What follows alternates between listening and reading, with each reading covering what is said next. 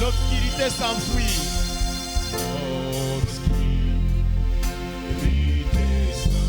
La lumière a jailli. Et chassez le cœur troublé. Le cœur troublé de toute incrédulité à la parole de Dieu.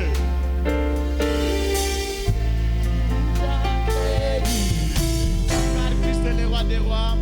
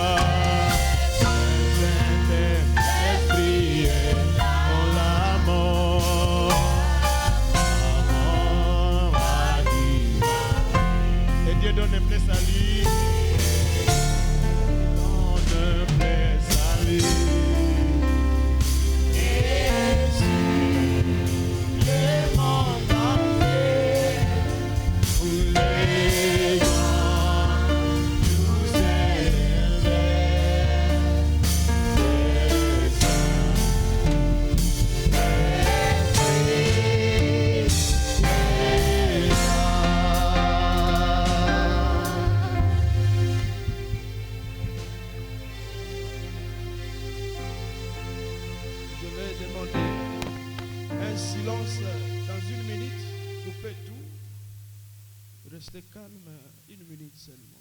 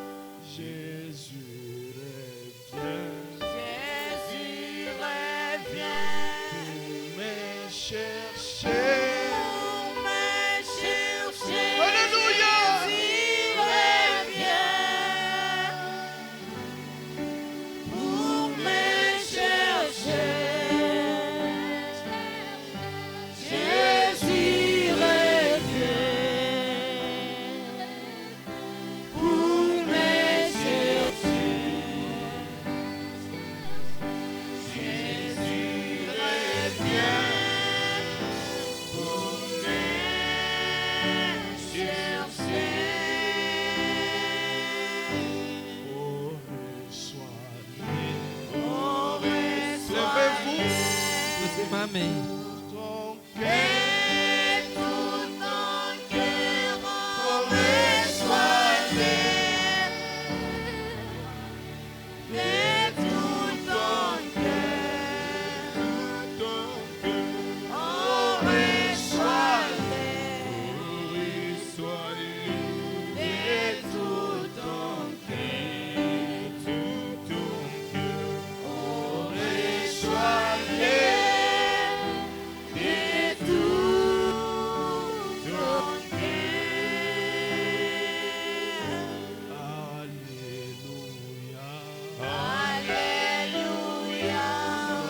Gloire à son nom. Gloire à son nom. Alléluia. Gloire à son nom.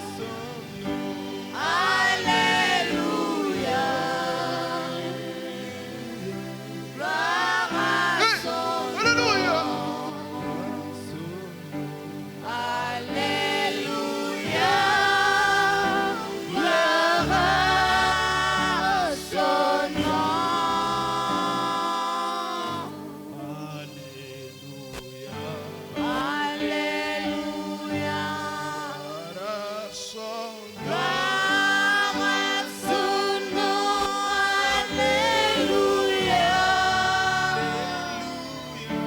Gloire à son nom. Alléluia. Gloire à son nom. Alléluia. Gloire à son nom. Prions le Seigneur. Tuombe Seigneur Bwana. Jésus, allume ton feu au milieu de nous. Chasse loin de nous toute onction fausse qui ne confesse pas le nom de Jésus. Chaque esprit impur de distraction, de lourdeur, d'empaiement, que cela quitte cet endroit.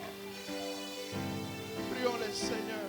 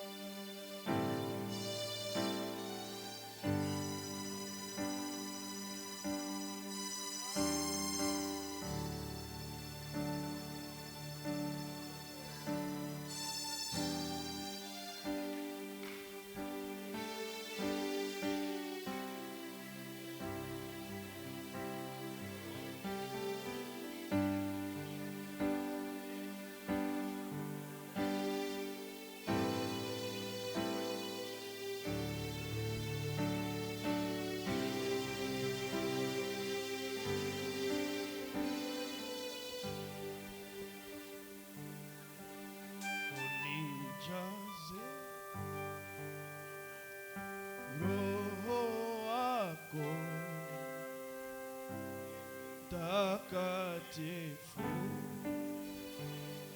maishani mwangu nikapate kuyashika majaribu yake shetani. According for unijaze, unijaze Roho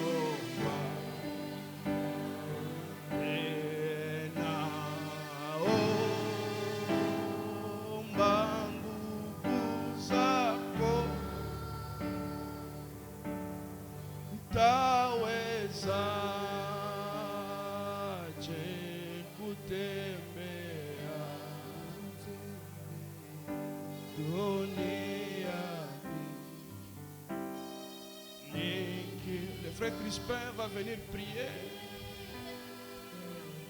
Oh, naomba kweli, naomba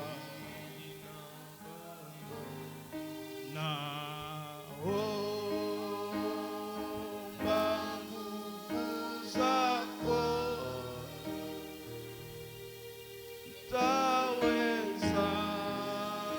nitawezaje kutembea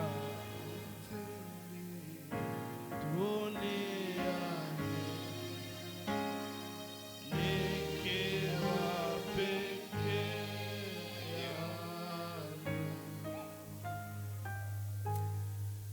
Seigneur Dieu, notre Père Céleste, Bwana Mungu Baba wetu wa mbinguni, nous te sommes infiniment reconnaissants tuko kwenye pour les shukrani matins sana kwa bénis que ajili tu ya nous as donnés. ambao umetupatia. Seigneur, encore une fois ce matin, Bwana, tupatie tena mara moja hii asubuhi, nous sommes dans ta présence. tuko ndani ya uwepo wako, Parce que nous savons dans ta présence, maana tunajua kwamba ndani ya uwepo wako tout est possible. yote inawezekana.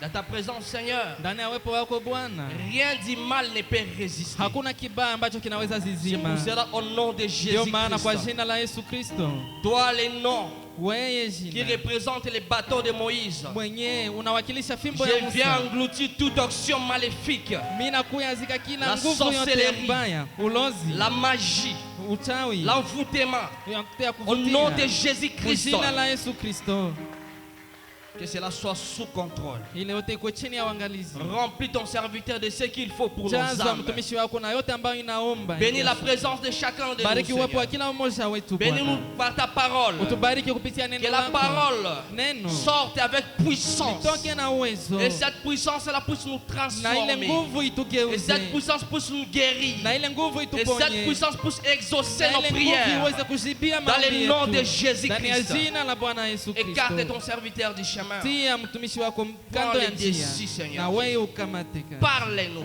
Useme Dans nasi. le nom de Ndani ya Jésus-Christ. jina la Yesu Kristo. Amen. Amen. Tu peux saluer ton prochain. Que Dieu Unaweza te bénisse. salimia jirani yako. Amen, amen. Amen. Serre la main de ton voisin. Pèlerin, souris. Souris donc, souris donc. Et lève ton visage.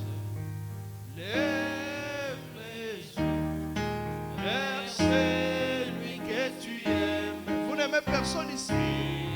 La main de ton voisin.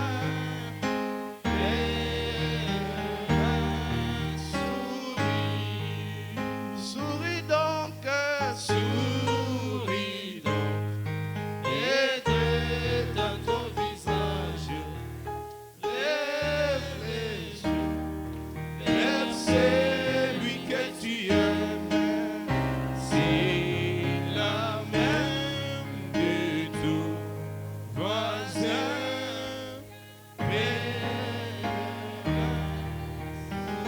Acclamons pour le Seigneur. Tushangilie Bwana Yesu Kristo. Il est vivant. Anaishi. Il est vivant. Anaishi. Qui? Nani? Qui? Nani? Applaudissons pour le Tushangilie Seigneur. kwa ajili ya Bwana Yesu. Il est le seul Yeye ni qui mmoja est digne de nos ambaye louanges. anastahili sifa Le zetu. seul qui est digne de nos Ni mmoja ambaye acclamations. anastahili vigelegele Lui qui a vyetu. donné sa vie à Yeye la mwenye alipana croix uzima wake kwa moi msalaba kwa ajili et yangu pour toi. na kwa ajili yako. et son sang na damu est yake toujours valide ce matin. ingali inatumika mpaka hii Celui qui a asubuhi. besoin du salut, Mwenye anahitaji wokovu, venez boire de son sang. kuya ukunywe kudamu C'est yake, encore disponible. ingali inapatikana. Celui qui est malade, Mwenye ni mgonjwa il peut encore être guéri ce anaweza matin. pona tena hii asubuhi. Celui qui a des soucis, Yule ambaye iko na Jésus masumbuko, peut les chasser ce Yesu matin. anaweza yafukuza hii Ceux qui asubuhi. sont affligés, Wale ambao dépassés wanateseka, par les événements, wanavukwa na matukio, Jésus Yesu est déterminé Yesu iko tayari de t'en débarrasser ce kukutosha matin. yako. Tout dépend de ton attitude. Yote inatokana tu na hali yako. Amen. Que Amen. Dieu vous bénisse. Mungu awabariki. On va rapidement lire la parole. Tutasoma mbio mbio neno. Levons-nous. On Tusimame est dans le livre d'Éphésiens, tufungue kitabu cha Waefeso le chapitre 1er. sura ya kwanza. Je vais prendre le 3e Tutakamata mstari wa 3 jusqu'au 5e. mpaka wa 5. La Bible dit ceci. Biblia inasema hivi: Béni soit Dieu, abarikiwe Mungu le Père de notre Seigneur Jésus-Christ, Baba wa Bwana wetu Yesu Kristo, qui nous a bénis ambaye alitubariki de toutes sortes de bénédictions spirituelles kwa baraka zote za roho dans le lieu céleste en Jésus-Christ. katika pahali pa mbingu ndani ya Kristo. En lui, Ndani yake Dieu nous a élus Mungu alituchagua avant la fondation du mbele ya monde misingi ya ulimwengu pour que nous soyons saints ili tuwe et watakatifu irrépréhensibles devant lui. na bila lawama mbele yake, Nous ayant prédestinés dans son amour akiwa ametuchagua mbele ndani ya upendo à être wake ses enfants d'adoption ili tuwe watoto wake wa kufanya wana wenye pour mamlaka Jésus-Christ, kupitia Yesu Kristo selon le bon plaisir de sa volonté. kulingana na mapenzi ya kutaka Que kwake. Dieu bénisse la lecture de sa Mungu parole. abariki usomi wa neno Nous lake. pouvons nous asseoir. Tunaweza ikala. Oh, c'est merveilleux. Oh, ni ajabu. Moi, je suis content d'être ici ce Mimi matin. nafurahi kukuwa hapa hii asubuhi. Et toi, Na we, est-ce que tu es content? je unafurahi? Frère Branham me dit, Ndugu Branham anasema l'église kanisa doit prêcher avec les prédicateurs. inapasha ubiri na muhubiri, Et la gentillesse de l'église, na uzuri wa kanisa c'est en répondant Amen à la ni parole. kwa du kujibia Seigneur. amina kwa neno la Est-ce qu'il y a Mungu. quelqu'un qui sera gentil ce matin? Je, kuko mtu ambaye atakuwa mkarimu asubuhi ya Pas leo? gentil avec moi, Hapana, mkarimu pamoja mais nami, gentil avec la parole. lakini mkarimu pamoja na neno. Amen.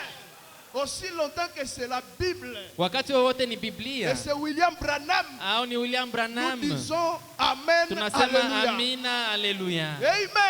amen. Bien-aimé, frère Branham me dit, Mpendwa, ndugu Branham en ce anasema qui concerne la parole, kuyenye nausu neno nous n'avons pas besoin de la comprendre. hatuna haja ya kuielewa. La compréhension Kuelewa exclut la foi. inatoshaka imani. Frère Branham me dit, Ndugu Branham notre anasema attitude hali yetu vis-à-vis de la parole, mbele ya neno c'est de croire seulement. ni kuamini tu, Et Dieu va s'occuper du reste. na Mungu atahusika na vya kubakia. Amen. Amen. Nous étions ici le vendredi Tulikuwa hapa siku ya tano et on a commencé ce sujet na tulianza hii simamizi sur le placement. kuhusu kusimika ama kutia. Oui, la parole nous a donné beaucoup de choses. Neno litupatia vitu vya mingi Nous avons essayé d'introduire na tulijaribu kuingilia et de montrer comment na kuonesha namna le peuple de Dieu, jinsi taifa la ils Mungu ont effectué une marche, walifanya mwendo ou safari, je veux dire l'église kama naweza sema kanisa a effectué une marche. lilifanya mwendo. Ils étaient en Égypte, Walikuwa Misri, ils étaient dans le désert, walikuwa ndani ya jangwa, ils sont entrés en Canaan. wakaingia Kanana. C'était une marche de l'église. Ilikuwa mwendo wa kanisa. Branham me dit, Na Branham anasema lorsqu'ils étaient en Égypte, wakati walikuwa Misri c'était la justification. ilikuwa kuhesabiwa Quand haki, ils sont sortis. wakati walitoka, Mais étant dans le désert, lakini wakiwa ndani ya jangwa c'est la sanctification. ilikuwa utakaso. Lorsqu'ils sont entrés en Canaan, Wakati waliingia ndani ya Kanana c'était le baptême du Saint-Esprit. ilikuwa ubatizo wa Roho C'est Mtakatifu, la marche de l'église. na ile ni mwendo Or, mwendeleo William wa Branham kanisa. dit Na William Branham Que anasema l'église ya kwamba kanisa typifie une personne. ni mfano wa mtu. Lorsque je parle de l'église, Wakati mimi nasema je ne vois kanisa, pas ce bâtiment. siko naona hii jengo, Je ne vois pas beaucoup de gens. siko naona watu Je wengi, vois une personne. niko naona tu mtu En d'autres mmoja. termes, Masemi c'est mengine, de toi que je ni parle. wewe njo niko nasema Comment est-ce que l'église a marché? namna ngisi kanisa De lilitembea l'Égypte kutoka dans Misri le désert kwenda et mjangwa arrivé en na Canaan. kufika Kanana. Maintenant, nous voulons parler Na sasa tunataka sema du placement. kuhusu kuwekwa. Frère Branham me dit, Ndugu Branham anasema ces placements ici ile kusimikwa ne hii pouvaient pas se faire en Égypte. haingeweza fanyiwa kule Misri. Ces placements Hii n'a kuwekwa pas sa place dans le désert. haina nafasi yake kule Ces mjangwa. placements, Hii kuwekwa c'est pour ceux-là ni kwa ajili ya qui wale sont sortis de l'Égypte, ambao walitoka Misri passés par le désert wakapita et mjangwa entrés en na Canaan, kisha wakaingia dans Kanana, le pays ndani promis. ya nchi ya Le ahadi. Saint-Esprit, Roho qui Mtakatifu est Dieu lui-même. ambaye ni Mungu Mais mwenyewe, remarquez, lakini ce n'est mtambue pas ça la fin. haiko ile njo Le mwisho. Branham me dit Ndugu Branham que anasema lorsqu'on est en ya Canaan, kwamba wakati tuko c'est Mkanana là où il va se faire le placement. ni pale njo kutafanyiwa kuwekwa. Amen. C'est ceux qui sont en Canaan Ni wale wenye wako qui Kanana sont concernés par ceci. njo wenye wanahusika na hii, Parce qu'on ne va pas placer maana hatutatia celui qui est encore à la justification, mwenye angali mkuhesabiwa celui haki, qui est à la mwenye sanctification. angali mkutakaswa. Ce message, Hii ujumbe c'est pour les Éphésiens, ni kwa ajili ya les Waefeso, gens qui sont mis, watu ambao les gens qui ont wanakomaa, la colonne watu ambao vertébrale. wako na uti wa mgongo. Ce n'est pas pour les Corinthiens, Haiko kwa ajili ya ce Wakorinto, n'est pas pour les bébés. haiko kwa ajili ya watoto Ça wachanga, concerne ces inahusu personnes matures en Christ. watu ambao wanakomaa Et na je crois de tout mishipa. mon Na cœur mimi naamini na moyo que wangu devant wote moi, ya kwamba mbele j'ai yangu affaire à de grandes personnes, tuko watu ambao ni wakubwa, les gens qui sont matures en watu Christ, ambao wanakomaa ndani les ya gens qui Kristo, ont reçu le watu Saint-Esprit. ambao walipokea Roho Et Mtakatifu, alors, na basi ils doivent être positionnés. wanapaswa patiwa msimamo C'est très pahali. important Ni ya maana d'être placé en Christ, kutiliwa ndani ya parce que Kristo, Frère Branham me maana dit, ndugu Branham anasema aussi longtemps wakati wowote que vous n'êtes pas à votre position, hauya kwako msimamo vous yako ne pouvez pas adorer le Seigneur. hauwezi abudu Bwana. Branham me dit la véritable Branham anasema, adoration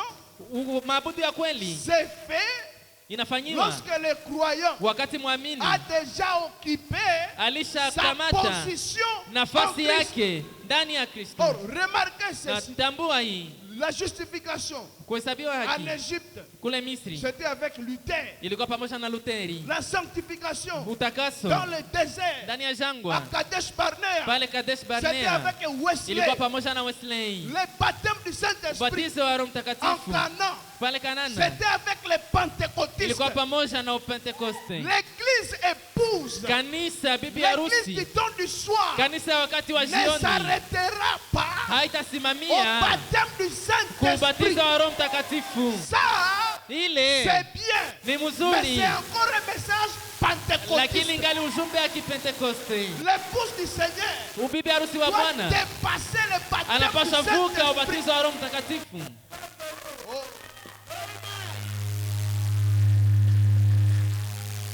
Laissez-moi prêcher.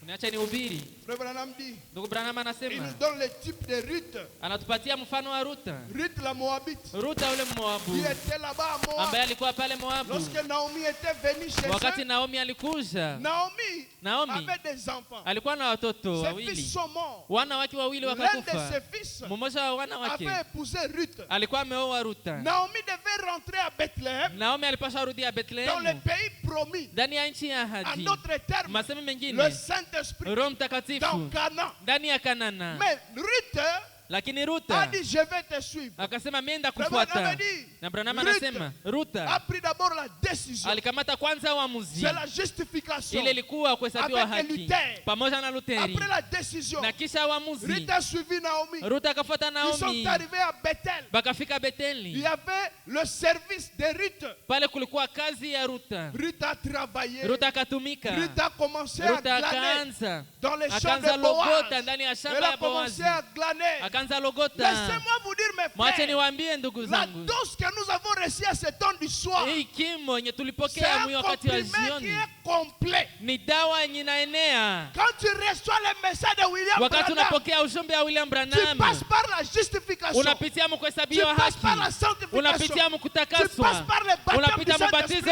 wa Roho et tu entres Mtakatifu dans l'adoption. na unaingia ndani ya kufanya wana wenye message de mamlaka. l'heure. Ujumbe wa C'est wakati une dose unique. ni dawa ya kipekee, Il n'y a pas de mélange. hakuna C'est la mchanganyiko. dose unique Njoo ile qui te dawa justifie, yenye qui te inakutakasa, sanctifie, qui inakuhesabia te haki, baptise du Saint-Esprit inakujaza na Roho et qui Mtakatifu t'adopte. na inakufanya mwana mwenye mamlaka. Amen. Amen. C'est pourquoi c'est très important Ndio maana ni ya maana sana d'accepter kukubali le message de son temps. ujumbe wa wakati wako. L'église du Dieu vivant Kanisa la Mungu aliye doit hai accepter linapaswa le kubali message ujumbe de leur temps. wa wakati Parce que wao. c'est ça votre victoire. Maana njoo ushindi yenu. C'est ça votre réussite. Ile njoo ushindi Aussi yenu. longtemps Wakati que wowote l'église du Dieu vivant kanisa la Mungu aliye hai ne reçoit pas la halijapokea portion de son jour, ile sehemu ya wakati wake, cette église va échouer. basi ile kanisa litashindwa. Amen. C'est Amen. pourquoi Ndio Frère maana Branham dit prêchez-nous l'ancien ndugu Branham évangile. anasema tuhubiri injili ya Ne nous kale, prêchez pas du n'importe quoi. usituhubiri aizuru Ce qui nini nous donnera la foi de yenye l'enlèvement, itakupatia imani ya c'est le kunyakuliwa, message de l'enlèvement. ni ujumbe ya unyakuo, C'est la totalité de la ni parole. ukamilifu wa C'est neno, l'ouverture du 7e ni sceau. ufunuo wa ngurumo ya saba, pourquoi wa muri wa Branham saba. dit, Na ndugu Branham anasema Beaucoup d'églises kanisa nyingi risqueront de quitter néant. kutakuwa hatari zikose hata On mtu manque mmoja, même une personne tunakosa hata mtu qui peut mmoja aller dans l'enlèvement. mwenye anaweza enda munyakuo. Pourquoi? Kwa Ils nini? sont restés dans Wamebakia le message passé. ndani ya ujumbe yenye ilishapita. Frère, Ndugu, voir les malades guéris, kuona wagonjwa ce wanapona n'est pas ça le signe que nous sommes dans la chose. haiko ile njoo ishara au alama kwamba tuko kwa ile Parler en kitu. langue, Kusema kwa ce n'est lugha pas ça le signe que nous haiko sommes njoo dans la chose. alama kwamba tuko ndani ya kile kitu. Avoir des visions, Kukuwa na ce maono n'est pas ça le signe. haiko njoo alama. D'ailleurs, Na chez les kwanza pentecôtistes, kwa Wapentekoste, ils kwa ont beaucoup Waporo, de visions. kwa Waporo wako na maoni ya Ils parlent mingi, beaucoup en langue. wanasema sana kwa lugha, Ils ont beaucoup de miracles. kule wako na miujiza ya D'ailleurs, mingi. ces gens-là Na kwanza wale courent watu derrière le miracle. wanakimbia nyuma ya Mais maishara ya l'épouse du miujiza, Seigneur lakini bibi harusi wa ne doit Bwana pas courir derrière le miracle. hapashi kimbia nyuma ya Ce sont miujiza. les miracles Ni qui miujiza doivent te suivre. njoo yenye itatufuata, C'est le miracle ni qui miujiza doivent me chercher. njoo yenye napasha L'épouse tutafuta. du Seigneur Bibi harusi wa ne va Bwana pas courir derrière l'argent. hata kimbia nyuma ya C'est pesa, l'argent ni qui doit pesa me chercher. njoo zitatufuata. L'épouse du Seigneur Bibi harusi wa ne va pas Bwana courir hata kimbia derrière les clients au marché. nyuma ya wateja kule Ce sont les msoko, clients ni wateja qui doivent te njoo chercher. wanapaswa kutafuta. Pourquoi? Kwa nini? Parce que tu es adopté. Maana ulishafanywa mwana Tu mwenye as une mamlaka, influence uko na sur les ushawishi choses de ce juu ya monde. vitu vya hii La dunia. Bible dit, Biblia Dieu inasema a dit à Adam, Mungu aliambia je Adamu, te donne la terre. ninakupatia Tu dunia, dois dominer sur la terre. unapaswa tawala Et tout ce kudunia qui s'y trouve, na yote yenye iko tu ndani, dois assujettir la terre. unapaswa kuongoza dunia. Le travail, Kazi c'est sur la terre. ni kudunia, Et cette terre na hii m'a dunia, été hii donnée dunia nilipewa pour hii la dunia dominer, kusema ni pour la itawale, assujettir. kusema ni Comment est-ce itawale. possible? Inawezekana Toi, namna un fils gani? de Dieu, Wewe mwana wa tu Mungu vas chaque fois pleurer utakuwa nalia kila à cause siku d'un petit travail, juu ya kazi à kidogo, cause de l'argent, juu ya à pesa, cause de la guérison. juu ya uponyaji. C'est toi qui contrôles toutes choses. Ni wewe njo naangalia kila kitu. Frère Branham me dit, Ndugu Branham anasema tout ce que vous cherchez yote yenye se unatafuta trouve iko en vous. ndani yako, Maintenant même, mule ndani yako. maintenant, Sasa quel est ton besoin, ma soeur? hitaji yako ni nini Quel dada est ton yangu? problème?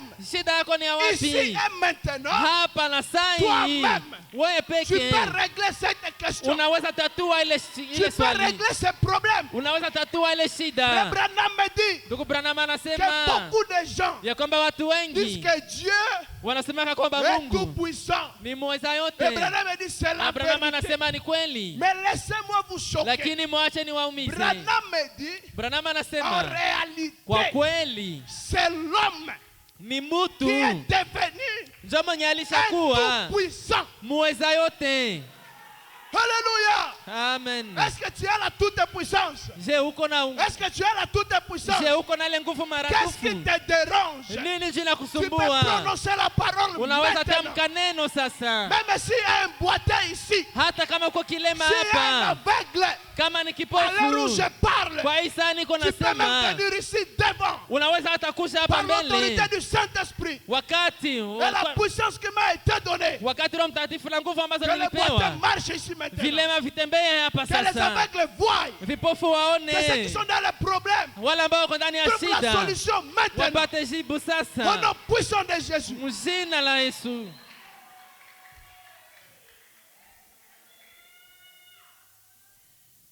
On a reçu la toute puissance. Tulipokea ile nguvu kamili. Amen. Amen. Dieu Mungu s'est déversé dans l'église. Mungu akajimwaga ndani ya Dieu kanisa. est en toi. Mungu iko ndani yako, La nature soupire na maumbile pour voir la inangoja, inaugua manifestation ili ione des mazirisho enfants de Dieu. ya watoto wa Mungu. C'est toi. Ni wewe, C'est toi qui dois prouver Dieu dans la nature. ni wewe tu unapaswa thibitisha Mungu ndani ya maumbile. Oh my. Merci Seigneur Jésus. Asante Bwana Yesu.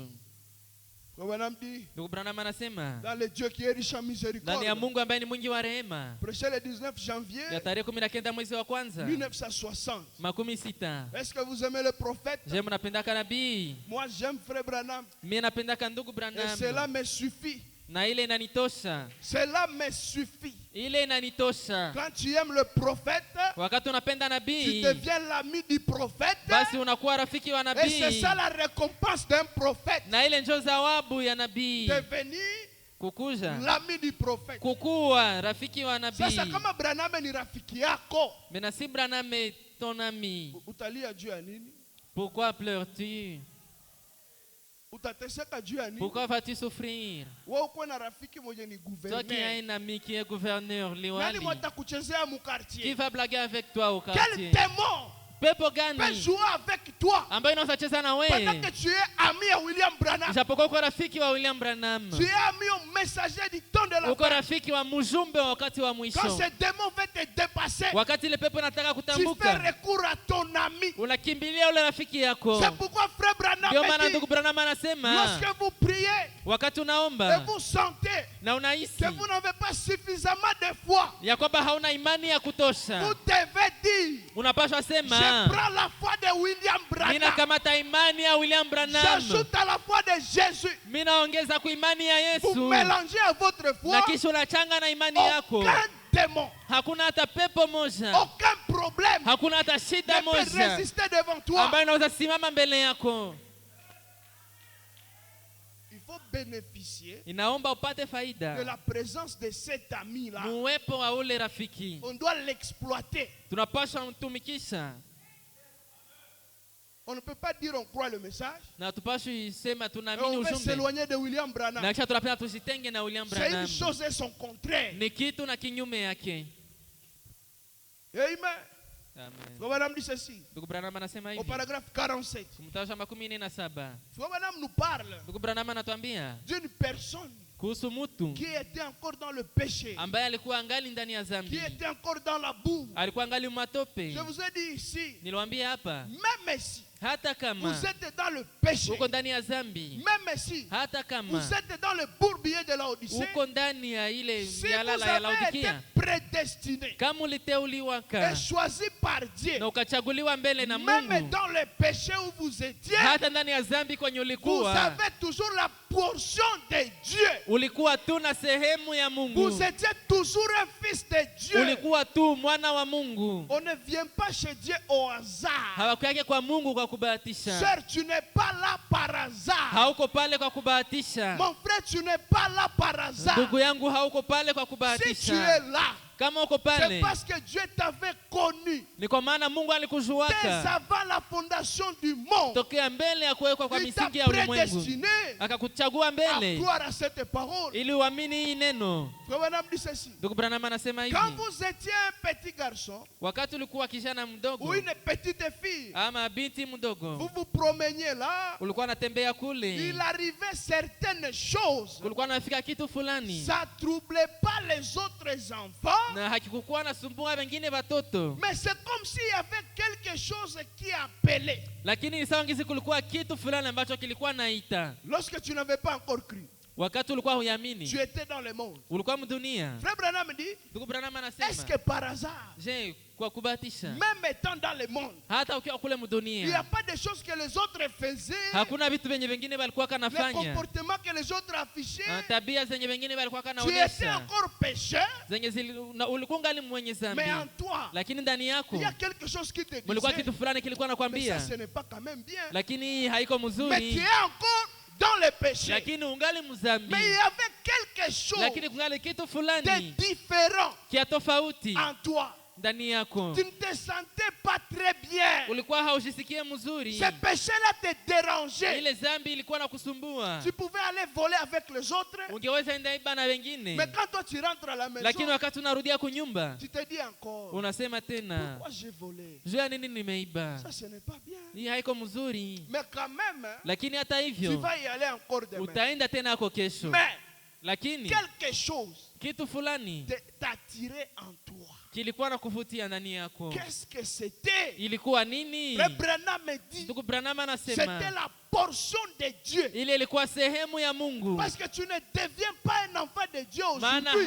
haugeuke kuwa mwana wa Mungu Tu leo. étais un fils de Dieu. Ulikuwa kama mwana wa Même Mungu étant dans les péchés. hata ukiwa ndani ya Tu zambi. étais un fils de Dieu. Ulikuwa mwana wa Même Mungu étant dans la dénomination. hata ukiwa ndani ya zehebu. Mais il fallait qu'un jour, Lakini iliomba siku moja, comme cette mère règle, sawa ule mama tai qu'elle puisse passer apite pour pousser ces cris-là, ili apaze ile kelele yake, t'appeler et akuite te faire sortir de ce na kisha péché-là. akutoshe muzile zambi. Tu ne deviens pas chrétien aujourd'hui. Haugeuke kuwa Mkristo Tu as leo, toujours été un enfant de Dieu. ulikuwaka tu mtoto wa Mungu. Dieu nous aide. Mungu atusaidie. J'aimerais vous amener quelque part aujourd'hui. Ningependa niwalete mahali fulani leo, Je compte placer une virgule. maana nitatia mkato. Laissez-moi prendre ceci. Mwacha nikamate hii, Je vais courir un peu. nitakimbia kidogo. Branham dit ceci. Ndugu Branham anasema hivi Dans l'épître aux Éphésiens, ndani ya barua kwa Waefeso, est comparable au livre de Josué, ambayo inafananishwa na kitabu cha Yoshua, qui a été prêché le 15 mai 1960. ilihubiriwa tarehe 15 mwezi wa 5 Le makumi paragraphe sita 47. mtazo wa makumi nne na Frère tano. Branham me dit, Ndugu Branham anasema donc, basi ce livre des Éphésiens ile kitabu cha Waefeso nous place. kinatutia. Amen. C'est Amen. pourquoi je vous dis, nous sommes Ndio des maana kuna waambia Éphésiens. tuko Waefeso. Ce livre des Éphésiens Hiki kitabu cha nous Waefeso place kinatuweka comme celui de Josué sawa sawa na kile cha à Yoshua, notre position. kinatutia kumsimamo wetu. Branham me dit, remarquez bien, Branham anasema mtambue vizuri, Josué, Yoshua après qu'il a traversé dans les pays, kisha kuvuka nchi. qu'est-ce que le pays? Nchi ni nini? C'est Canaan. Ni Kanana, C'est le Saint-Esprit. ni Roho Mtakatifu. On est déjà dans le pays. Tuko tayari ndani ya On nchi, est déjà baptisé du Saint-Esprit. tulishabatizwa na Roho Mtakatifu, Mais il y a un travail à faire. lakini kungali kazi ya Après kufanya le baptême du kisha Saint-Esprit. ubatizo wa Roho Mtakatifu. Et c'est là que j'aimerais insister. Na ni pale njo ningependa nitie Parce que mkazo, beaucoup de croyants maana waamini veulent wengi se limiter au baptême du Saint-Esprit. wanapenda waishie kubatizwa wa Roho Ce n'est Mtakatifu. pas ça la fin. Haiko ile njo Il kazi, faut le placement. haiko ile njo mwisho, inaomba kuwekwa.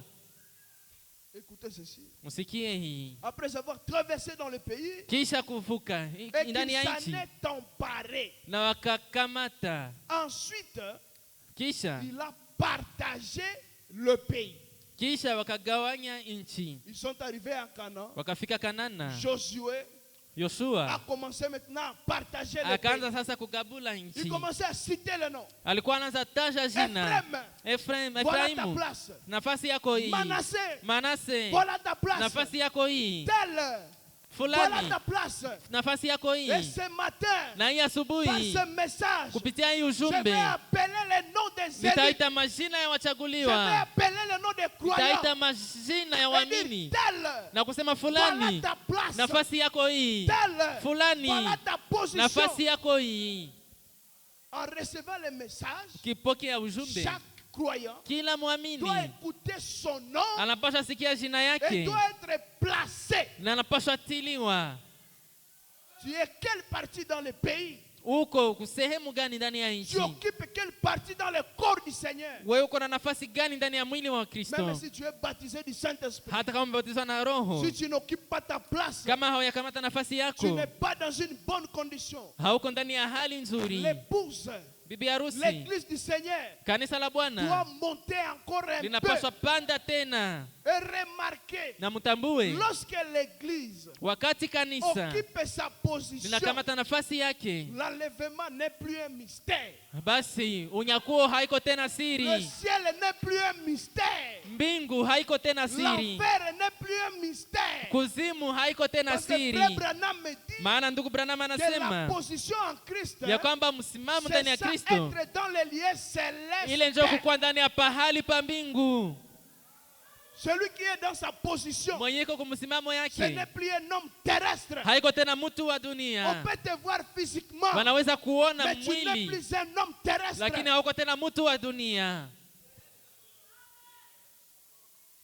Madame dit, Ndugu Branham il anasema pouvait dire Benjamin, angeweza sema Benjamin, place. nafasi yako hii, Telle. fulani Toi ta place. nafasi yako hii. Au paragraphe 48, Kumtawasha makumi nane na mnane, il makumi dit, nne na mnane, remarquez, angeweza tia oh, muri. ceci enflamme nos cœurs. Oh, hii inabubusha moyo yetu, Chacune des mères israélites, na kila mmoja wa Israeli en donnant naissance à ses enfants, wakati kila mama wa Mwisraeli wakati alikuwa anazaa mtoto wake, quand elle était dans le douleur de l'enfantement, wakati alikuwa mchungu wa kuzaa, elle donnait les noms précis alikuwa anapana jina na de uhakika l'endroit où leurs enfants seraient placés dans le pays promis. yafasi kwenye wale watoto watatiliwa ndani ya nchi ya ahadi. Depuis la naissance, Tokea quand les kuzaliwa, mamans israélites wakati wa mama wa Israeli étaient enceintes, walikuwa na lorsque wajawazito, l'enfant pouvait wakati sortir mtoto alikuwa anaanza dans les toka douleurs de l'enfantement, ndani ile uchungu ya la maman kuzaa, dit, mama alikuwa mon anasema, enfant, mtoto je yangu t'appelle Benjamin. mimi nakuita Frère Benjamini. Branham me dit, Ndugu Branham le anasema nom là Benjamin ile jina avait Benjamin déjà des rapports ilikuwa ilishakuwa na avec la uhusiano portion de na terre sehemu ya udongo que cet enfant occupera dans le pays. yenye ule mtoto atariti ndani ya nchi. Cela avait déjà des rapports. Ile ilikuwa ilishakuwa na mahusiano. Na ndugu Branham anasema Lorsque Josué est venu, wakati Yoshua alikuja, ses enfants naissaient, watoto wake walikuwa Josué wanazaliwa, n'était pas là. Yoshua Il ne hakukuwa, connaissait rien de tout cela. alikuwa hajua kitu Mais à la kuvile venue vyote. de Josué, Lakini wakati Yoshua lorsqu'il fallait alikuja, partager le wakati pays, iliomba gabule nchi, quand Josué pouvait dire, wakati Yoshua angeweza sema Benjamin, Benjamini, voilà ta portion. sehemu yako hii, Manassé, Manase, voilà ta portion. nafasi yako hii. Frère Branham me Ndugu dit, Branham anasema cela concordait ile ilikuwa inalingana parfaitement kikamilifu avec ce que Dieu avait déjà vu na venye Mungu alikuwa avant alishaona même la venue de Josué. mbele hata ya ujio wa Yoshua. Josué était en esprit. Yoshua alikuwa ndani Et ya il faisait roho toutes choses na alikuwa anafanya sous yote la conduite du chini Saint-Esprit. ya uongozi wa Roho Mtakatifu. Dans la vie d'un croyant, Ndani ya il n'y maisha a ya pas mwamini d'hasard, hakuna vya il n'y a kubahatisha, pas de tâtonnement. hakuna vya Ce kusita-sita. que tu es aujourd'hui, Kenye uko leo ce n'est pas que tu l'es devenu, haiko ngisi mais tulikushaka, tu l'as toujours été lakini hauko kwenye Dans la umegeuka, lakini ulikuwa tu prescience de vile Dieu. ndani ya kujua mbele ya dans la Mungu, prédestination de Dieu. ndani ya kuchagua mbele ya Tu es un Mungu. fils de Dieu. Uko mwana wa Tu es Mungu, une fille de Dieu. uko binti wa Mungu, Et tout ce qui t'arrive maintenant, na yote la kufikia ce n'est sasa pas un hasard. haiko cha kubahatisha, Ce n'est pas un hasard. haiko cha Les kubahatisha. croyants Waamini ne vivent pas dans les tâtonnements. hawaishi ndani ya kusita-sita, Mais l'église du Dieu vivant lakini kanisa ya Mungu aliye vit hai dans les programmes déjà tracés inaishi par ndani ya Dieu. mpango anyilisha chapwa tayari na Mungu. C'est pourquoi mon frère, Ndio maana ndugu yangu, arrêtez de vous lamenter. muache kunungunika, Arrêtez de murmurer. muache kunungunika, Arrêtez de pleurnicher. muache kulialia. Tout concourt Yote pour le inatumia bien kwa de mazuri ceux qui aiment Dieu. ya wale wanaopenda Il n'y a Mungu. pas d'hasard dans la vie des chrétiens. Hakuna ya kubahatisha maisha Si ya Kristo. aujourd'hui Kama leo l'église kanisa passe par la souffrance, linapitia mateso, c'est Kadesh Barnea. ni Kadesh Les Barnea. enfants d'Israël Wana wa Israeli étaient aussi passés par là. nao walipitiaka Mais ce pale, que j'aime lakini kenye mimi avec napenda notre Dieu, pamoja na Mungu wetu, même lorsque ce peuple-là hata wakati ile était dans taifa Kadesh Barnea, lilikuwa ndani ya Kadesh je ne Barnea, les avais pas oubliés. Mungu hakuwasahau, Je ne les avais pas laissés. Mungu Il les hakuwaachilia, a envoyés la aliwatumia manne chaque jour. mana kila Ma siku. prière ce matin, Maombi yangu ya même asubuhi, dans tes difficultés, hata ndani ya même dans magumu, tes problèmes, hata ndani ya shida même si ce zako, sont les étapes où Dieu te fait passer, hata kama ni viwango Mais vyenye Mungu je iko na demande à kupitisha, Dieu. mimi naomba je Mungu, demande à Dieu, mimi naomba même Mungu, dans ces moments difficiles, hata ndani ya qu'il wakati puisse mgumu pourvoir à la manne, aweze kuleta mana, qu'il puisse pourvoir à la manne, aweze kuleta mana, que tu ne puisses pas mourir. usikufe. Remarquez les gens de ce monde, Mtambue watu wa hii ils dunia nous observent. Voilà wanatuangalia, les croyants du message. muone vale njo vaamini Ils ya veulent mourir ujumbe, de faim. wanataka kufa na Ils n'ont pas njala, ceci. habana Ils n'ont hiki, pas cela. habana kile. Seigneur Jésus, Bwana nous ne Yesu, voulons pas la honte. hatupendi haya, Même dans les épreuves, hata mu majaribu envoie-nous la manne. ututumie mana, Envoie-nous la manne. ututumie mana. Oh, merci Jésus. Oh, asante Yesu. Si quelqu'un croit à cela, Kama mtu anaamini je suis ile, en train de changer la situation de quelqu'un maintenant. Yesu iko nabadilisha hali ya mtu sasa. Tout ce qui était bloqué, Yote yenye ilikuwa là où il y nafungiwa, avait désespoir, ulikuwa umekata là où tu ne tamaa, sais plus où passer, kwenye ulikuwa haujua tena upite Notre wapi. Dieu, Mungu elle est wetu spécialiste yeye ni des mtaalamu situations difficiles. muhali Et zigumu, c'est là où il manifeste sa na puissance. ni pale ndio anaonyeshaka Mais nguvu c'est le Dieu zake. du message, Na Mungu wa le ujumbe, Dieu que je prêche, Mungu ambaye niko na le Dieu qui ubiri, m'a envoyé, Mungu ambaye qu'il puisse alinituma décanter ta situation, akuye amalize hali yako, qu'il t'envoie la manne akutumie dans mana tes moments difficiles, ndani ya wakati mgumu, même dans les épreuves. hata Seigneur. ndani ya majaribu. Ne nous laisse Bwana, pas mourir. usituache Même tukufe, dans les épreuves, Seigneur. hata ndani ya majaribu. J'ai besoin Bwana, de la manne. mimi nahitaji J'ai besoin mana, de la mimi manne. nahitaji mana. Oh, merci Jésus. Oh, asante Yesu.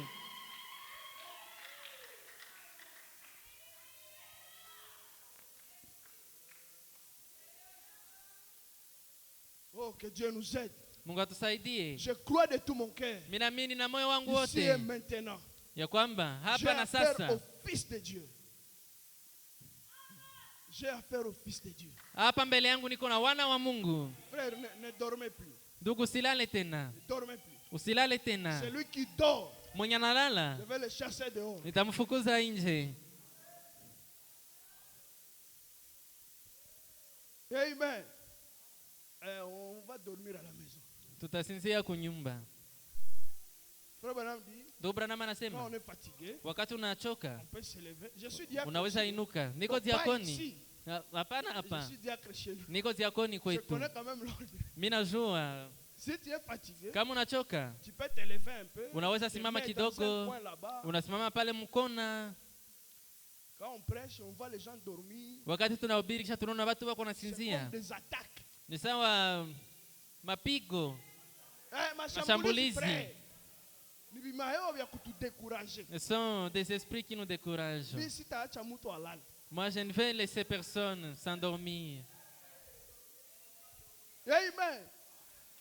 Alors, Frère Branham dit ceci. Ndugu Branham anasema Dans le hivi livre L'Adoption, ndani ya kitabu kufanya wana wenye prêché le 20 mamlaka, mai 1960, tarehe 20 mwezi wa 5 je makumi vais sita, apporter un petit message ce nitaleta matin ujumbe kidogo asubuhi ya à leo l'épouse du Seigneur. kwa bibi harusi wa Ce Bwana. message Hii ujumbe ne concerne pas haihusu ceux qui ne sont pas en Canaan. wenye habako Kanana. C'est pourquoi suivez-moi très Ndio bien. maana munifuate mzuri. Ceux-là qui Wale ne sont pas en Canaan ambao hawako Kanana, risquent de s'arrêter sur une pierre. kuko hatari Wale wenye wagonge haliko lijiwe. Kanaana, Ceux qui ne hii sont pas à ujumbe Canaan, mimi nataleta, ces messages que je vais amener itabagonga kujiwe. vont leur cogner. Lakini wale watu wenye biko mukanaana, Mais ceux-là qui sont en Canaan, ninataka kuwaweka kila mtu kuna nafasi je veux yake. le placer chacun à sa Asubuhi position. ya leo, Ce matin, kupitia ujumbe ya au William travers le Branham message de William Branham, dans l'adoption, ndani ya kufanya wana wenye paragraphe mamlaka, 35. mtawasoma 37. Frère Branham me Ndugu dit, Branham anasema, je commence la mimi prédication naanza mahubiri et yangu observez na mutambue ces docteurs remarquable, Ule mwalimu ambaye anajulikana Paul, Paulo c'était un docteur de la parole. alikuwa mwalimu wa neno. Branham me dit, j'aimerais qu'on projette Branham ça. anasema ningependa muitie kwa ubao. Branham me dit, Branham anasema la première chose kitu ya kwanza qu'il fait, yenye la alifanya, première mission de Paul, kazi ya kwanza ya que Paulo Paul essaye de faire, yenye Paulo anapima c'est kufanya d'éliminer ilikuwa kutosha, toute idée de chute ilikuwa kutosha kila dans wazo le ya cœur des kushindwa enfants de Dieu. ndani ya mioyo ya watoto wa C'est ça Mungu. l'enseignement de l'église. Ile njo mafundisho ya C'est ça le kanisa, positionnement de l'épouse. ile njo kuweka La bibi mission de harusi. Paul Kazi ya Paulo était de venir éliminer ilikuwa kuko ya tosha toute idée de chute kila wazo ya dans kushindwa le cœur des croyants. ndani ya mioyo ya Il peut waamini. y avoir un frère. Kunaweza kuwa ndugu, Chaque jour il se dit, kila siku oh, anasemaka, mimi sio kokaka. oh moi je ne suis pas Oh, mimi sauvé, toujours wa oh kuanguka. c'est moi qui tombe Oh, si yaka toujours, kuwa Mkristo. oh je ne suis pas encore Je te dis chrétien. ce matin, Mimi nakwambia tu es asubuhi, encore bébé. ungali Tu mdogo, dois ungali quitter cette mtoto, position-là. unapaswa toka ile Ce n'est msimamo. pas la position d'un croyant en Haiko Christ. msimamo ya mwamini ndani Un ya fils de Kristo. Dieu Mwana wa Mungu n'a pas peur. hana oga, Un fils de Dieu mwana wa Mungu n'est pas intimidé. haogopeshwake, haiko À kutishwa, moins que tu n'aies pas encore placé. akose tu kwe hauyapata msimamo. Éliminer toute idée de chute. Ilikuwa kutosha kila wazo ya kushindwa, Éliminer définitivement kutosha kikamilifu toute idée du genre. kila wazo ya ile namuna. Oh, je suis un chrétien aujourd'hui. Oh, niko Mkristo leo Et demain, je suis fichu. na kesho mimi naanguka. Frère, unakuwaka Mkristo leo, Toi tu es chrétien aujourd'hui tena kesho unasema hauko et aye. puis demain tu dis que tu ne l'es Kesho pas yake tena unakuwa et puis aye. le lendemain tu l'es Paulo encore. anasema hivi, Paul dit, tosha ile vitu mkichwa yako. enlève cette affaire de ta tête. Hawezi kuwa Mkristo mardi, Tu ne peux pas être chrétien le kisha mardi mercredi unakuwa démon, et puis le mercredi tu es kisha démon tena jeudi unakuwa et Mkristo. puis encore le jeudi tu es Ile chrétien. haiko msimamo ya Ça, ce watoto n'est pas ya une Mungu. position des enfants de Dieu. Mtoto ya Mungu, Mais un enfant de Dieu, wakati Mungu amemuokoa quand Dieu l'a ni sauvé, mara moja tu. c'est une fois. Hakuna hata nguvu ya Et il kuzimu, n'y a aucune puissance de hakuna ile l'enfer. pepo Il n'y a pas aucun yenye inaweza démon kutosha mu mikono qui ya peut Mungu. te retirer des mains de Dieu. Mungu anaokoaka limoya. Dieu sauve une fois Mungu pour arudiake toutes. kumsalaba mara Et pili. Dieu ne rentrera pas sur la Mungu alishaka croix pour la deuxième kukufia. fois. Il est mort pour toi. Ushakapokea ujumbe. Et tu as eu le message. Sasa ungali nalialia Et nini? pourquoi pleurniches-tu? Ushaokoka Tu es sauvé. na ushakuwa mwana wa Mungu. Et tu es fils de Dieu. Hautakuwa Mkristo leo lendi. Tu ne seras pas chrétien aujourd'hui Mardi lundi. unaona haukuwa. Et le mardi, tu vois que tu ne l'es pas. Mercredi tena unakuwa. Le mercredi encore, tu redeviens Mkristo. chrétien. Un Haiko chrétien. nyumba ya kuingia na Ce n'est kutoka. pas une maison où tu entres et tu sors. Wakati umeingia Quand tu entres, na umeingia tu kabisa. es entré Hakuna définitivement. kukutosha Il n'y a pale. personne qui peut te retirer de là. Usiache mawazo ya Ne shetani laisse pas les idées du diable kwenda kudekuraje. venir te décourager Kwambie haukuwa. et te dire que tu ne l'es pas. Tu es un fils de Dieu. Uko mwana wa Mungu, Tu es une fille de Dieu. uko binti wa Mungu.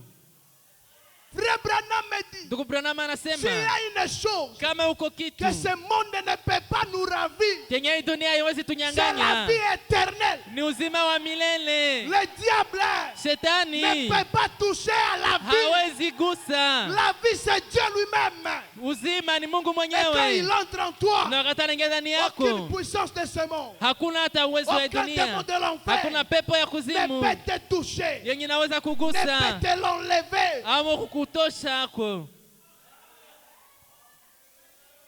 Nous voulons voir une église mûre, Tunataka tukuwe na kanisa yenye pas nakomaa, des personnes qui pleurnichent, hapana watu ambao des wanalialia, personnes qui pensent qu'ils ne sont pas. watu ambao wanafikiri kwamba hawako. Frère Branham a prêché une prédication, Ndugu Branham alihubiri mahubiri, un son confus.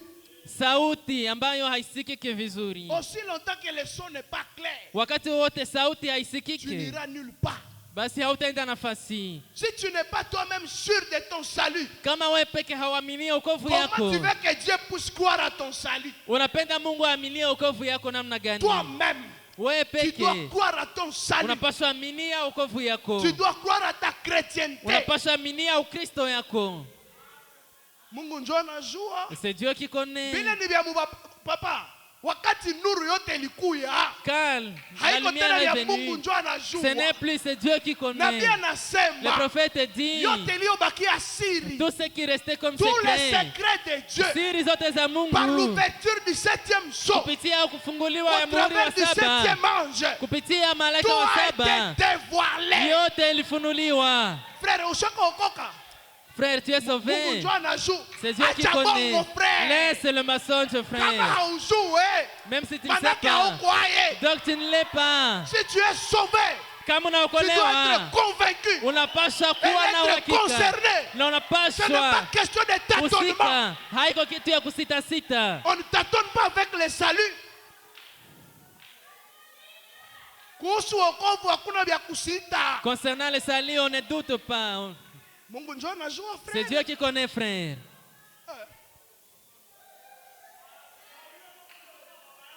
Ouais, haujijue. Donc toi, tu ne connais pas qui tu es. Frère, unapendaka gu gani ya Fanta? C'est quel goût de sucré tu Ouais, veux? njo na yu. Mimi ndo Bon, c'est toi qui ndakukunyia. connais. Est-ce que c'est moi qui vais le prendre pour toi? Ouais, njo na yu. C'est toi qui connais. Ndakukunyia hayo. Est-ce que moi je veux le prendre le sucré? Unapaswa Toi, jua. tu dois savoir. Mukristo mwenye hana Un msimamo. chrétien qui n'a pas la position, Haiko Mkristo ce halisi. n'est pas un chrétien Un chrétien authentique. anapasha kuwa na uhakika Un chrétien doit ya avoir kiwango la précision amefikia ndani. du niveau où il est. Na wakati Et quand, ungali na udhaifu fulani kuwe, et lorsqu'il y a encore une faiblesse unapaswa sur toi, ijua. tu dois savoir cela. Hautatudanganya. Tu ne vas pas nous tromper. Kama ungali nasemaka bongo, Si tu mens unapaswa encore, jua tu dois kama savoir mie que moi, bongo hayaka nitoka. le mensonge n'est pas encore Kama sorti ungali de moi. mchawi, Si tu es encore unajua féticheur, basi tu dois utakosa savoir. jua haye. Comment ne vas-tu pas savoir? Utakosa jua haye. Comment ne vas-tu Kama pas ungali savoir? mwizi, Si tu es encore voleur, unapaswa tu jua. dois savoir. Mwizi Le hauya vol nitokaka. ne m'a pas encore laissé. Mungu njo anajua. Bon, c'est Dieu qui Kama connaît. siibake Si tena. je ne vole pas Na encore, uliiba jana. alors que tu as volé Mungu hier, anayua wapi? mais Dieu connaît quoi? Si wewe unayua. Toi seul connais.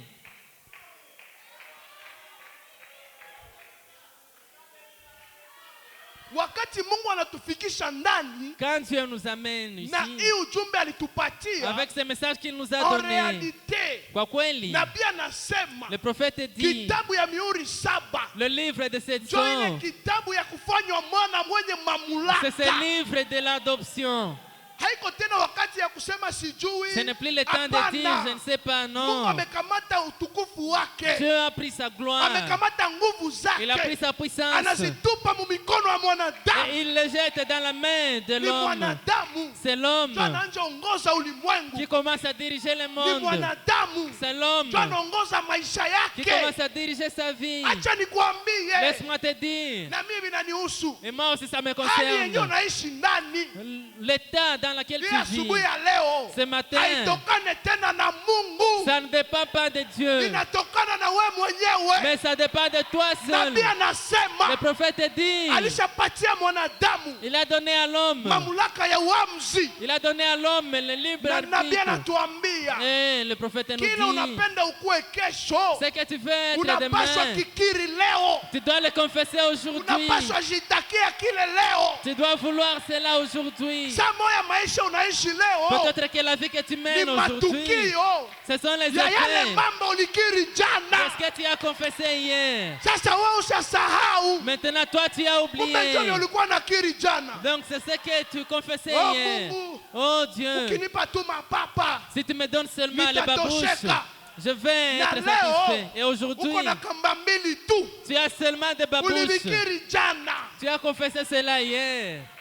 Yote tunaishi leo Tout ce que nous ni vivons aujourd'hui, matukio ce sont les effets ya uamuzi tulikamata. de la décision qu'on avait prise. Nabii anasema Et le prophète ile uamuzi dit, unakamata leo, la décision que tu prends miaka aujourd'hui, 5 dans 5 ans, utaona ile kitu inafanyika mwili tu mu verras maisha la chose yako. être faite dans ta vie. Acha basi nikwambie hivi, Laisse-moi te dire, kama ulikiriaka mambo ya mubaya, si tu as confessé des mauvaises Sahi.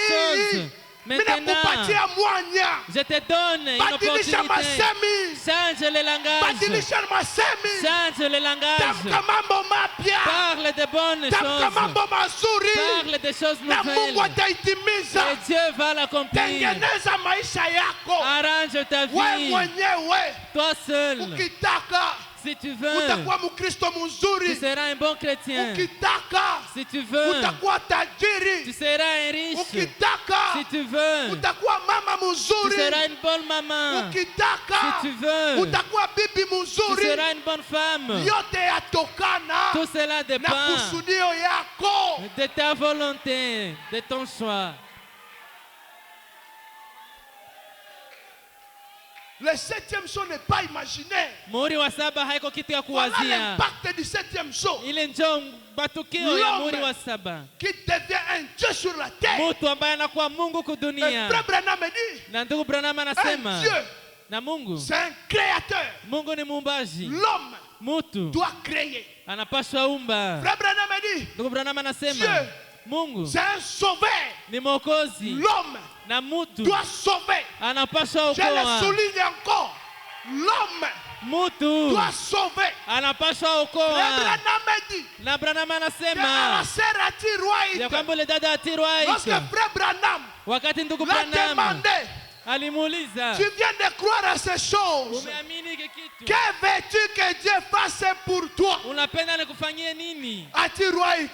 Atirwaito. Elle a vu l'argent. Elle a vu ceci. Akaona Elle a dit pesa, non, akaona non, hiki, non, non, akasema non, non. hapana, Je vais prendre la casquette du sauveur. nitakamata Atirwaito. umbo ya Mwokozi. Atirwaito. Anakamata kusudio Il prend la ya décision kuokoa. de sauver. Elle a dit je réclame Akasema mimi nadai, le salut mimi nadai de mes wokovu deux enfants. ya wana wangu Frère wawili. Branham, Ndugu est-ce que Branham, c'est toi? je ni wewe. Atirwaito. Atirwaito. C'est elle qui a Ni réclamé. yeye ndio Et amedai. le prophète a Na parlé. nabii Et akasema, ce matin, na hii tu peux asubuhi, parler comme na hii Atirwaito. asubuhi naweza kusema Je sawa Atirwaito. réclame le salut de ma famille. Mimi nadai, Je réclame mimi le nadai salut de mes enfants. wokovu ya Je watoto wangu. réclame Mimi le nadai salut de ceux que j'aime. wokovu ya wenye mimi Et napenda. Dieu du ciel, Na Mungu wa comme mbinguni il l'a déjà fait, ngisi il alisha le fera encore. alishafanya, atafanya tena.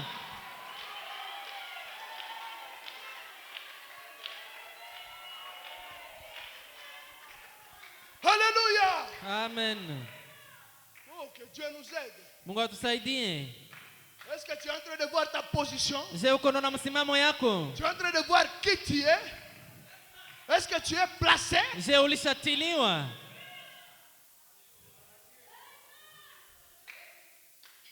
Wakati ujumbe inasema Quand le message dit uungu hauko tena mbinguni. que la divinité n'est plus au ciel, Uungu unaishi duniani. la divinité est sur Maana la yake terre. nini? Qu'est-ce que ça veut dire? Unaishi duniani kufanya Tu nini? vis sur terre pour faire quoi? Unaishi ndani ya nani?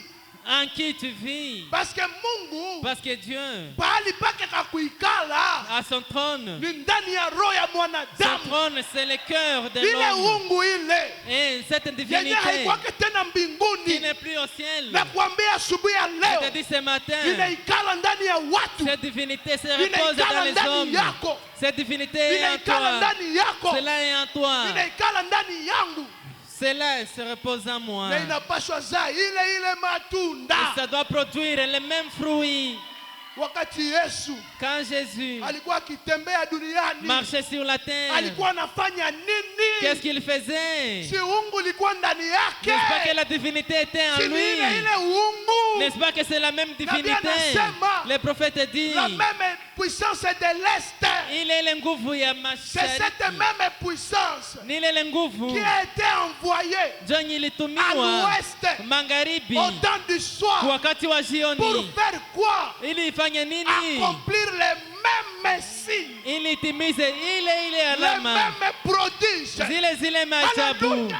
Amen. Si cette puissance Kama ile nguvu, à l'est ile nguvu ya avait mashariki ressuscité les morts, ilifufuaka wafu, d'ici à l'ouest, hapa les magharibi morts doivent être ressuscités. wafu wanapasha fufuka. C'est la même puissance Kama ile à nguvu l'est kule mashariki avait fait marcher des boiteux. ilitembeza viwete, À l'ouest, magharibi les boiteux viwete doivent marcher. wanapaswa Est-ce qu'il y tembea. a un boiteux ici? Je, kuko kiwete Là hapa où tu es, kwenye huko? reçois la puissance. Pokea nguvu, Reçois la guérison. pokea Si un uponyaji. aveugle, Uko reçois la kipofu, puissance. pokea nguvu, Reçois la guérison. pokea S'il y a uponyaji. quelqu'un Kama kuko dont ses mtu affaires sont mortes, ambaye kazi yake imekufa là où tu es, kwenye huko, reçois le déblocage. pokea Je te ufungulivu. libère ce Bila matin. kufungua ya Je te asubuhi, délivre ce bila matin. kukomboa ya Je te délivre asubuhi, ce matin. bila kukomboa Sois ya libéré. asubuhi, Sois délivré. Paix ukombolewe, sur toi. Paix sur toi, mon frère. Soyez libérés ce matin. ukombolewe ya asubuhi. C'est la même puissance Ni ile ile qui nguvu était à l'est, zenye zilikuwa kama qui est mashariki revenue à l'ouest, ndo zenye zimekuya magharibi, produisant les zikifanya mêmes signes, zile les maishara, mêmes effets zile maishara à ce temps du soir. mwai wakati wa Et jioni, tout ça en qui? na ile yote ndani ya En nani? toi. Ndani yako. En toi.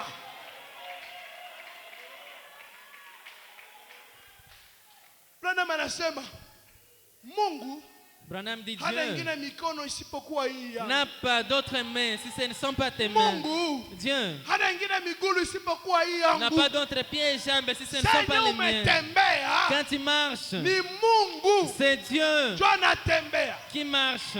Senye Quand unasema tu parles, ni c'est Mungu Dieu ndio anasema. qui parle. Ndio kwa maana C'est pourquoi usiseme haizuru ne nini, parle de n'importe quoi. usiseme vibaya, Ne parle pas usilaani mal. watoto wako, Ne maudis pas tes enfants. usilaani ndugu yako. Ne maudis pas ton frère. Uko Mungu, Parce que tu es ile Dieu. malaana ile Ces itaenda malédictions-là kuwakamata. vont les saisir.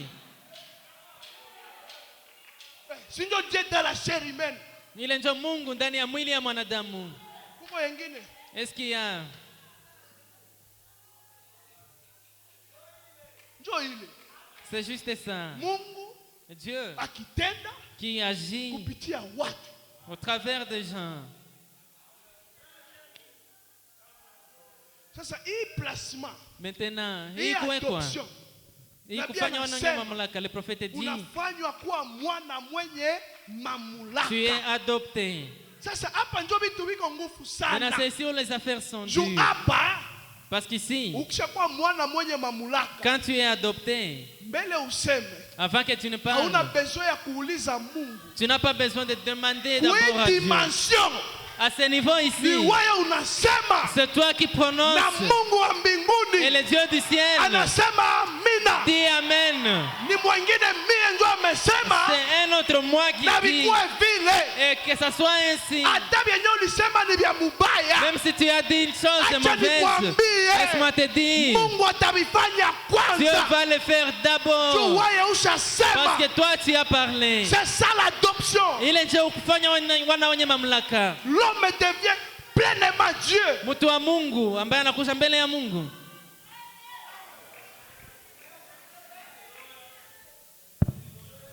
Oh, que Dieu nous aide. Mungu atusaidie. Oh, Jésus. Frère Branham a dit. Branham anasema. Ndugu Branham anasema, Oh, que Dieu nous aide. Mungu atusaidie. Au paragraphe 36. Kumtaza makumi tatu na sita. Branham anasema. Branham dit, Toujours dans l'adoption. ndani ya kufanya wanya na wenye mamlaka.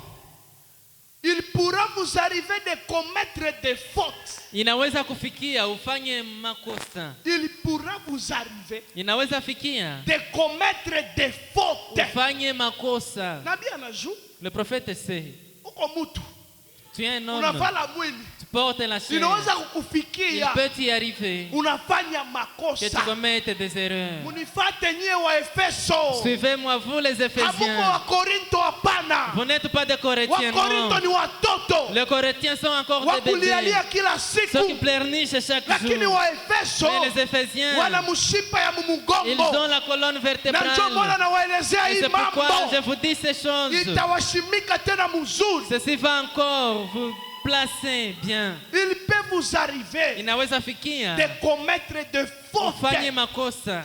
Et chaque fois na kila que mara vous verrez quelque chose de mal, yenye utafanya kitu kibaya, vous en recevrez le salaire. utapokea mshahara. C'est une loi de Dieu. Ile ni sheria ya Umefanya Mungu. kosa Tu as commis une na erreur Mungu et Dieu atakulipisha va kuile te kosa. payer. Mais Lakini ça ile n'a absolument rien à voir avec votre salut. haina kitu cha kufanya na wokovu yetu. Alléluia. Amen. Makosa yako, Tes fautes, ile zambi zako, ton péché, maerere les zako, fautes que tu me fais, Mungu atakulipisha ndio. Dieu va te faire Bibi payer, hapa oui. kudunia, C'est ici sur la terre. lakini Mais havitabadilisha cela kitu ne va rien moja changer kuokovu wako. sur ton salut. Ulishakaokolewa, Tu es sauvé. haizuru makosa, Peu importe les fautes, haizuru zambi. peu importe les péchés, Mungu alishaka kupenda. Dieu t'a aimé. Hautapoteza wokovu, hapana. Tu ne vas pas perdre ton salut, non. Haiko juu ya kosa. Ce n'est pas à cause d'une Ndio faute utasema Mungu amenitoka. que tu diras Dieu m'a abandonné. Bongo yako. Non, Hauye position yako. tu ne sais pas ta position. Haujua uko nini. Tu ne sais pas qui tu es. Angalia ule kijana. Regarde ce Ule jeune homme, kijana mpumbafu ce jeune homme ambaye insensé alienda qui est allé akaenda na mali ya baba yake. avec le bien de Akaenda son chezesha père. mali ya baba Il est yake. allé Akaikula ovyo ovyo. jouer, à dépenser inutilement. Lakini Mais wakati alipata zamiri quand il a eu la conscience ya mimi ni de nani, qui je suis, ile njo nawaomba ndugu, c'est ce que je vous demande, pata ile frère, zamiri. que tu trouves cette Wewe conscience. ni nani? Qui es-tu? Akasema hapana, Il a dit non, endelee kuteseka que je continue à souffrir na baba yangu ni mfalme, alors que mon père est baba yangu roi. ana mali yote. Mon père a de bien, Juu ya hii kosa, mais à cause de cette acha erreur, niende kwake, laisse-moi kama revenir chez lui. ataniua S'il va me aniuie tuer, kule, qu'il me tue kama là. yeye ndio atanifukuza, Si c'est lui qui va me omwe mimi chasser, nanisha kuya. mieux vaut mieux que je sois là. Akaenda kule, Il est allé acha là. nikwambie, Laisse-moi te dire, baba yake son papa hakumupigaka hata, ne l'a même pas tabassé. hakumtombokeaka hata, Il n'a même pas tonné. akafurahi. Il s'est réjoui. Unarudia, Oh, tu reviens. unarudia. Tu reviens. Asubuhi ya leo Ce matin. Yesu anakuita, Jésus t'appelle. usikufe muzambi zako. Ne meurs pas dans tes Uko péchés. mwana wake, Tu es son uko enfant. binti Tu wake. es sa fille. Rudia kwa baba, Reviens vers ton Père. anakupenda vile. Il t'aime comme tu es. Haleluya. Amen. Hata iko makuta ya kupasuka pasuka, Même si ce sont de, leta tu. même si c'est l'argent qui est déchiré, amen. Hata iko ya kuhoza, Même si c'est l'argent qui est leta tu. abîmé, amen. Hata ushaka perdre ubikira Même wako, si tu as perdu ta Leta virginité, amen. hata ushaka iba, Même si tu as volé, leta tu. amen. Hata ushaka ua, Même si tu as tué, leta tu. viens seulement. Bwana wako Ton maître anakupenda vile, t'aime comme cela. anapenda na makosa Il yako. te veut toi avec tes fautes.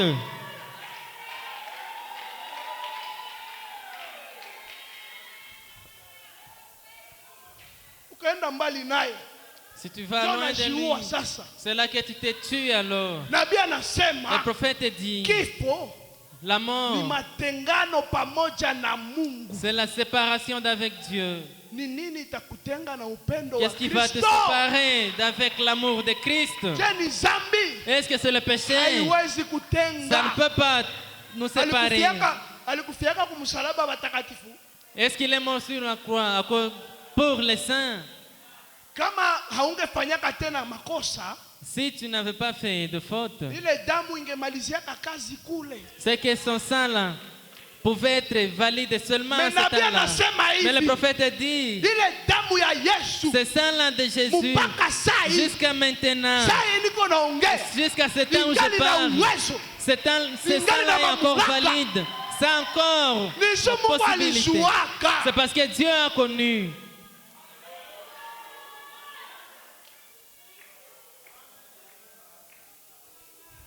Oh Jésus. Le nom dit cela n'a absolument rien à voir Ile haina kitu cha kufanya avec votre salut.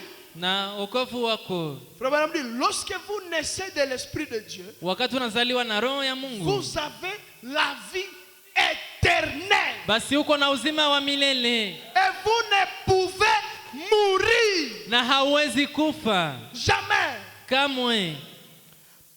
Mama, sikia hapa. Vous ne pouvez mourir Hauwezi kufa, pas plus que Dieu ne le peut. hauwezi kufa juu Mungu naye hawezi. Sawa sawa na vile Mungu wa mbinguni hawezi Tellement kufa. comme Dieu du ciel ne peut Wakati mourir. unapokea uzima wa Quand tu reçois la milele, vie éternelle, jinsi Mungu hawezi comme Dieu kufa, ne peut pas mourir, ndio vile na c'est comme cela que wewe toi aussi, hawezi tu ne kufa. peux pas mourir. Ukakufa, Si tu meurs, manake Mungu naye anakufa. donc Dieu est mort. Kifo niko nasema haiko ya hiki kimwili. Et la mort que j'ai dit, ce n'est pas de ce corps. Nabii Le anasema prophète hii dit, mwili ce corps, ni udongo c'est na itarudi la udongoni. terre et ça va rentrer dans la terre. Quand on parle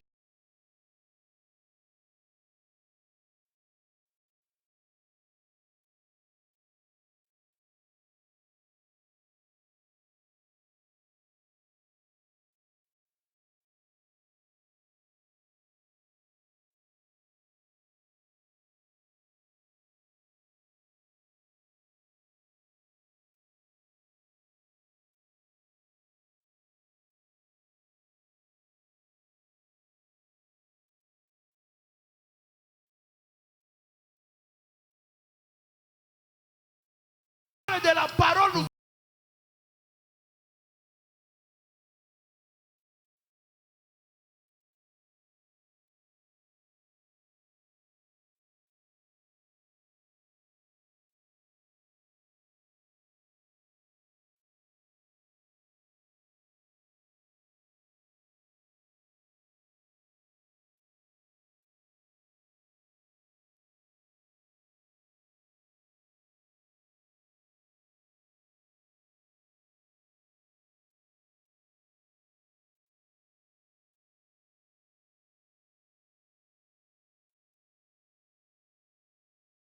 Wakati tunasema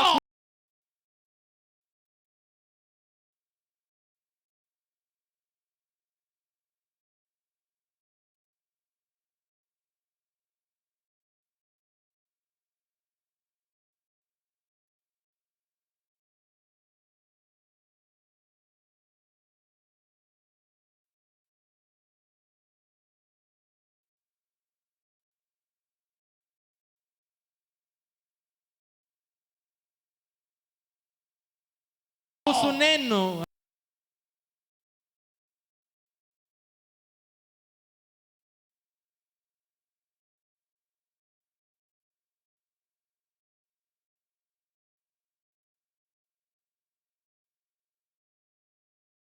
on voit hatuone la hivi. personne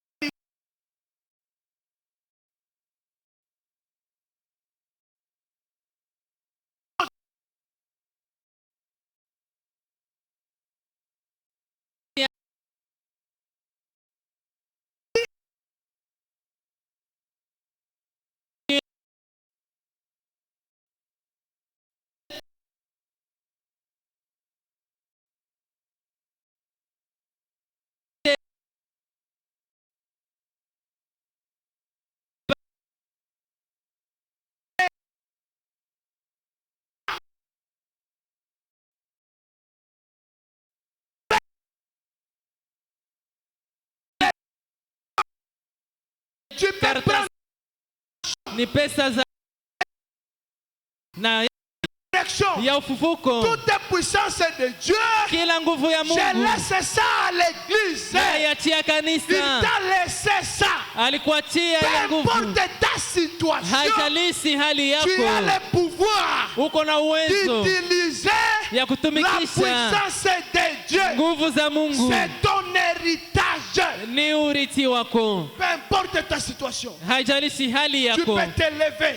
unaweza inuka. Usiache shetani akwambie Ne laisse pas le diable te dire unatombea mgonjwa. tu veux prier pour un malade, Mbona ungana nasemaka bongo? mais tu mens encore. Ambia shetani, Dis au diable, funga kinywa yako. tais-toi. Mambo hii Cette haikuhusu affaire tena ne te wewe. concerne plus toi. Inanihusu mie na baba Ça me yangu. concerne moi et mon père. Alishaniambia Il m'a dit nitafukuza mapepo, que je vais chasser les démons, nitaumba hata. que je vais créer Na saa hii kisi même. niko Et naongea, maintenant, comme j'ai uko na dit, mamlaka tu as ya la kuumba puissance mbingu mpya, de créer un nouveau ya ciel, kuumba dunia de mpya, créer une nouvelle ya terre, kubadilisha de maisha changer yako. ta vie. Ni nini jambo hile ambayo inakusumbua? C'est quoi cette chose qui te tourmente? Nini ndio inakutatiza? Qu'est-ce qui te tourmente? Nini ndio inakutesa? Qu'est-ce qui te dérange et te fait souffrir maintenant Uko na ile même? mamlaka. Tu as Saa hii, cette puissance. unaweza kuambia ile mlima, Tu peux dire à cette ondoka montagne, mbele zangu. sors de devant Na moi. itaondoka. Et cette Ni montagne va mulima gani quitter. iko mbele yako? C'est quelle montagne qui est Je devant ni kukosa toi? pesa. Est-ce que c'est le manque Je ni kukosa d'argent? kazi. C'est le manque de Je ni travail? kukosa watoto. Est-ce que c'est le manque Je ni kukosa d'enfants? upako. Est-ce que c'est le manque d'onction? Utasimama kwa miguu yako Tu vas te pale. mettre sur tes pieds Mwambie là ile mulima, et dis à levez-vous. cette Mwambie montagne, ile inuka. mulima Dis à cette ambayo montagne inakuwa mbele zako. qui est devant toi. Mwambie wewe mulima fulani, Dis, toi montagne, saa hizi kama maintenant, vile mwana mwenye mamlaka étant un fils adopté ambaye nimetiwa kuna nafasi yangu, qui est placé à ma toka mbele place, zangu, sors de devant toka moi, mbele zangu. quitte de devant moi. Usiseme vya Ne mingi. dis pas tant de Yesu choses. mbele ya mbele ya kufufula Lazaro Jésus, pour ressusciter hakuanja Lazare, cite ma verset 50, il n'a pas cité 50 versets. alisema tu, Il a prononcé. alisema Il a tu, prononcé kuna seulement. mamlaka hile. Ni Et nini ile mulima? c'est quoi cette montagne? Dieu sait si bien ce qui me semble lourd, qui me fait mal, me trouble chaque jour. Il connaît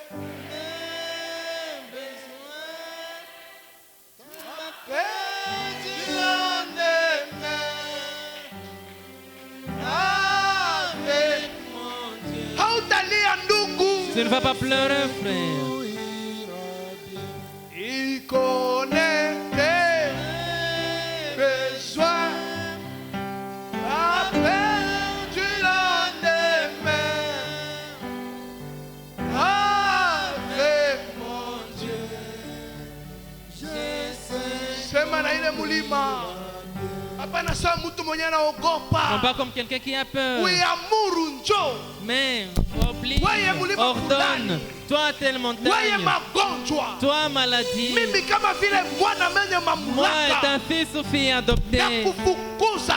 je te chasse. Ondoka mjina la Yesu Kristo. Quitte au nom de Jésus-Christ. Amen. Wewe kama ni Si chômage, c'est le chômage, toka mjina la Yesu sors au Kristo. nom de Jésus-Christ. Wewe ukosefu, Toi, le manquement, toka mjina la Yesu Kristo. sors au nom de Jésus-Christ. Hatubembelezake Nous mapepo, ne dorlotons pas les démons. hatongeake nazo vya mingi. Nous ne parlons pas tant de choses Sauti avec moja eux. inatosha. Une seule voix suffit. Ambia hayo Dis à cette na montagne, kufukuza, je te chasse na mimi nabadilisha maisha yangu, et je change ta vie. mimi nabadilisha maisha yangu. Et je change ta vie.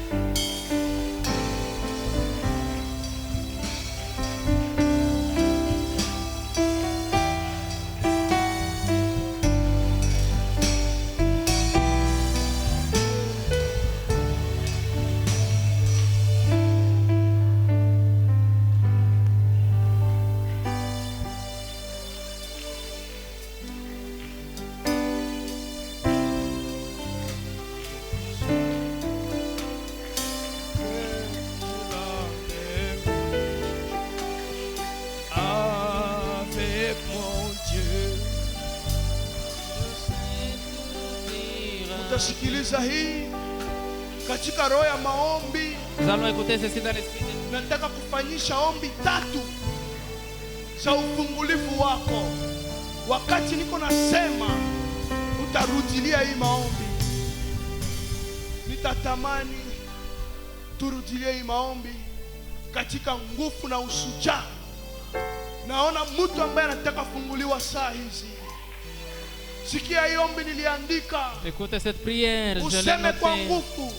Parle avec l'autre. Par l'autorité dans le nom de Jésus-Christ. Kupitia mamlaka ndani ya jina la Bwana Yesu Kristo. Répétez avec moi. Rudilia. Par l'autorité dans le nom de Jésus-Christ. Kupitia mamlaka ndani ya jina la Yesu Kristo. J'ordonne à Satan. Minaamuru shetani. Ainsi qu'à tous ces mauvais esprits. Pia hii mapepo yote. De lâcher ma vie. Ziachilie maisha yangu. Maintenant même. Sasa hivi. Au nom puissant de Jésus. Mujina la Yesu. Continue dans ce sens-là. Prie le Seigneur. Endelea vile, endelea omba. Ndani ya ile namuna. Qu'il lâche ta vie. Au nom puissant de Jésus. Mujina la Yesu Kristo.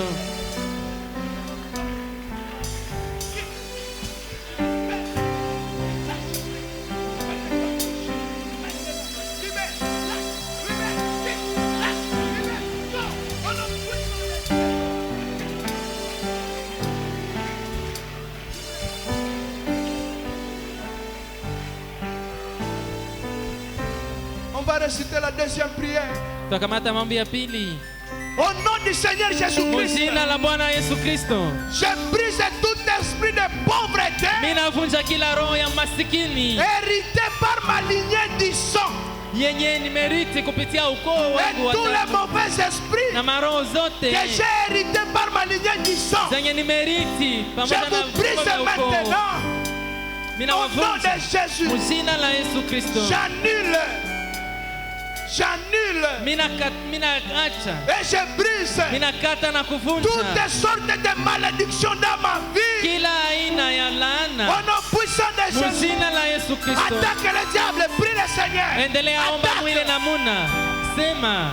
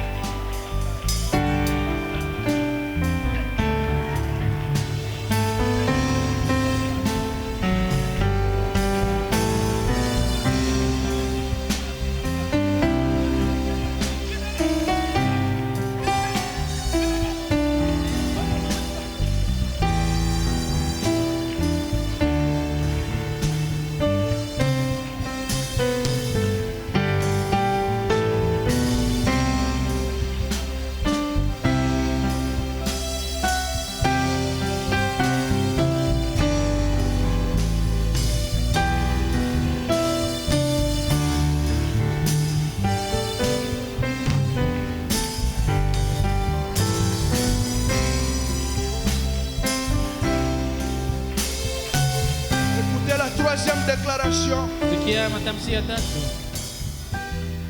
Par les faits de Dieu. Kupitia moto wa Mungu.